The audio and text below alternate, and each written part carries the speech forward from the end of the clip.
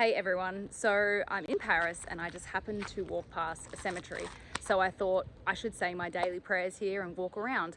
And while I did, I got some insights that I want to share with you. Firstly, and the obvious one is that life is fleeting. No one here wanted to die.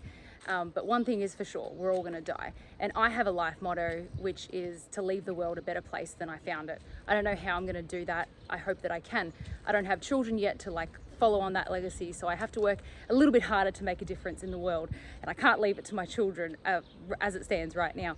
But the other thing is that a lot of people here in Paris, of course, would have died during the Second World War. And the interesting thing is a lot of those people had to fight communism. Now it looked very different. People were starving, people were getting rounded up and put in concentration camps, we know that.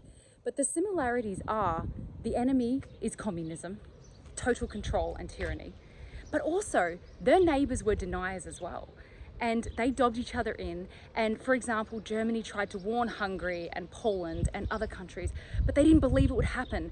They thought, no way would the Germans round us up and rip our babies apart and put us in concentration camps. It can't happen. Because if they didn't want to believe it because they couldn't, it was too hard to believe that a human would actually do those things.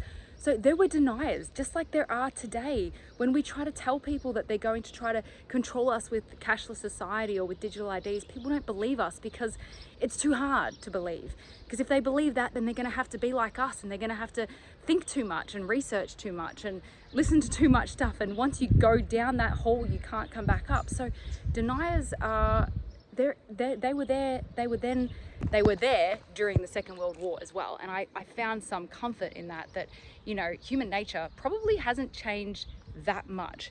And the difference with this war, and it is a war, is that we can't share the exact war with using bloodshed. We can't prove it using violence and things like that because it's psychological, you know. But the thing is, the enemy is the same. So we need to respect these people that gave up their lives defending our freedoms. We need to respect them by continuing the fight. We need to make sure that they did not die for no reason, and that we are going to uphold freedom at any cost, because we are. So when you're feeling down, when you're feeling like it's all too hard, just remember these people died for what they believed in. A lot of people did here. They died for freedom. So if all you're asked to do is do some letterbox drops or speak up at your workplace, or I don't know, sign a petition, is it really that much to ask? I don't think it is. So those were the insights I had while praying. So thank you to these, rest in peace to these souls who just sort of re-instilled to me the importance of what we're doing. And although it's different, we are fighting the same enemy, and it is our responsibility, our generation's responsibility, to keep going no matter what. See ya.